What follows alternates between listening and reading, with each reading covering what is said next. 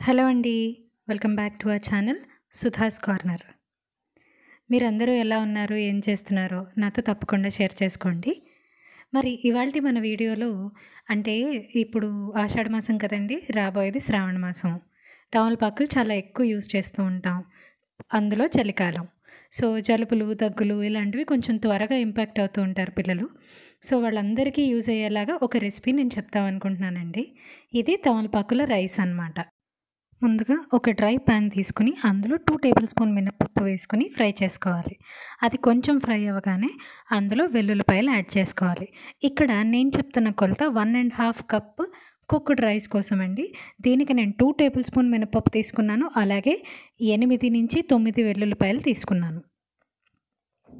ఇది కొంచెం ఫ్రై అయిన తర్వాత అంటే మనకి మినపప్పు మంచి ఫ్రేగ్రెన్స్ వస్తుంది. అలాగే కొంచెం కలర్ కూడా చేంజ్ అవుతుంది. ఈ పాయింట్ ఆఫ్ టైంలో ఎండుమిరపకాయలు యాడ్ చేసుకోవాలి. యాడ్ చేసుకుని బాగా ఫ్రై చేసుకోవాలి.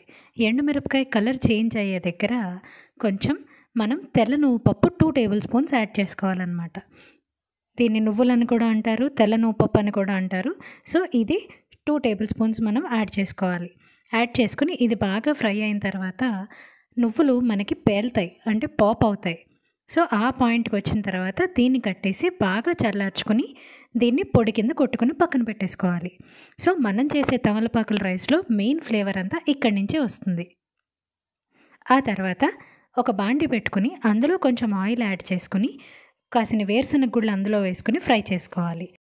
వేరుశనగ గుళ్ళు కొంచెం డార్క్ బ్రౌన్లోకి వచ్చి చిన్నగా చిటపట్లాడినప్పుడు మనం ఇందులో ఆనియన్స్ యాడ్ చేసుకోవాలి.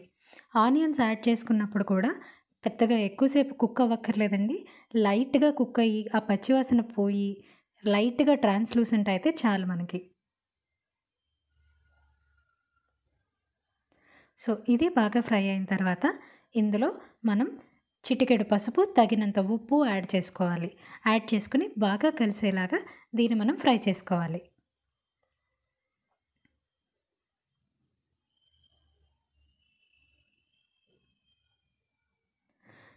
సో, మనం ఉప్పు, పసుపు యాడ్ చేసుకున్న తర్వాత అది బాగా కలిసిన తర్వాత ఇందులో మనము తమలపాకులని సన్నగా తురుముకొని అవి యాడ్ చేసుకోవాలి. సన్నగా కట్ చేసుకున్న ముక్కలండి ఇవి తమలపాకులు. అలాగే 1½ కప్ రైస్కి నేను ఇక్కడ 6 పెద్ద తమలపాకులు తీసుకున్నాను. మీ దగ్గర చిన్నవి ఉంటే 8 తీసుకోండి. 3 నిమిషాల కంటే ఎక్కువసేపు కుక్ చేయొద్దండి తమలపాకుల్ని, ఫ్లేవర్ పోతుంది. దీని తర్వాత మనం వండి పెట్టుకున్న అన్నాన్ని ఇందులో మిక్స్ చేసేసుకోవాలి. అది బాగా కలిసిన తర్వాత మనం ఆల్రెడీ ముందు పొడి కొట్టుకుని పెట్టుకున్నాం కదండి, ఆ పొడిని ఇందులో బాగా కలుపుకుంటే అంతే, మన తమలపాకుల రైస్ రెడీ అయిపోయినట్టే.